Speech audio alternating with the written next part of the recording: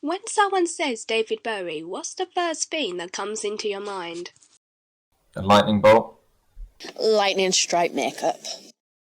a flamboyant style, The fact that he was a great and influential member of society and the music scene, and as well as the film scene. Yeah, I love those movies. They're really, really cool. The fact that he was an individual and himself. Probably that album cover where he's got his hair all short on the back and sides and long on top. Probably all of his alter egos, like Ziggy Stardust, The Thin White Duke, Aladdin Sane, all of those. Rock legend. I feel like he's a rock legend. I love the sort of music he does. Do you remember the first time you heard of David Bowie? First heard about him from Life on Mars. I do. I must have been about 10 when my mum pointed him out in Labyrinth and told me that I'd heard his songs on the radio. Well, I say I was born. It wasn't like he was born in, but my family know a lot of him and the way he dressed, the way he looked with his makeup. I was watching Labyrinth for the first time and I just fell in love with his singing in that movie. I was listening to Under Pressure and it made me want to cry with happiness. Somebody was trying to explain to me about a quote which he was said to have said about being from a different planet. So what was your initial reaction when you first heard of David Bowie's passing? I was shocked. I didn't grow up with him, but I kind of admired him for several other aspects. Not necessarily his music, but his sense of style. That's something that kind of I always looked up to. He wasn't afraid to take risks. He kind of blurred the lines between what's acceptable for men and women to wear, and they weren't women's clothes, they were his clothes. Yeah, I'd have to say, yeah, I like the introduction of his style.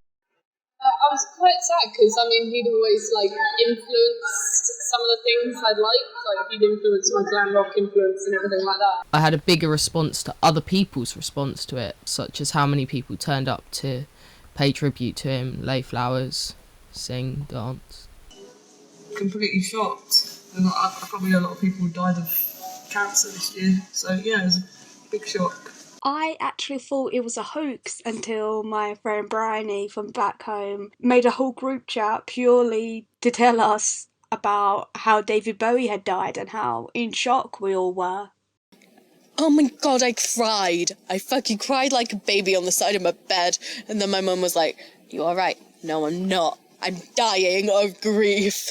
So why do you think so many people were affected by his death, despite most fans not meeting him or knowing him personally? I think just because of the influence that he had on people. So you didn't have to know someone to know that something significant had happened when he passed.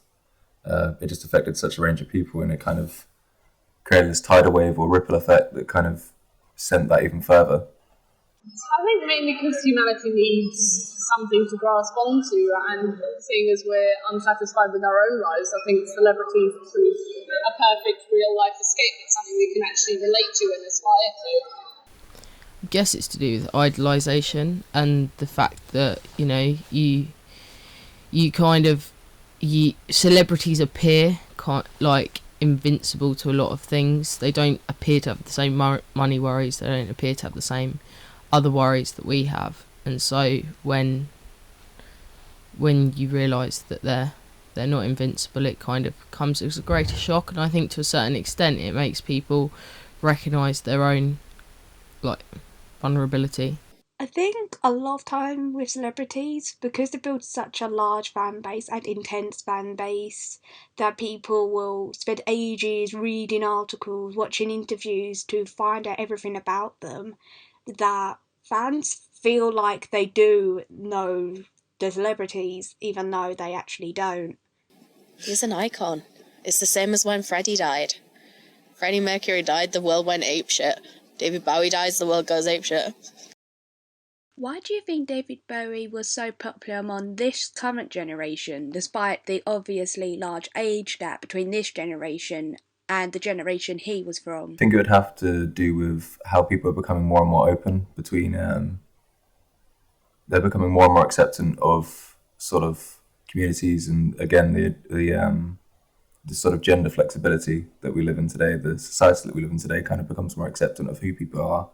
And so I think he's still very much a relevant character to what's happening in today's society as he was back then. I think because he was revolutionary for his time, and seeing as our generation's more close to that style and attitude, that we related to him more.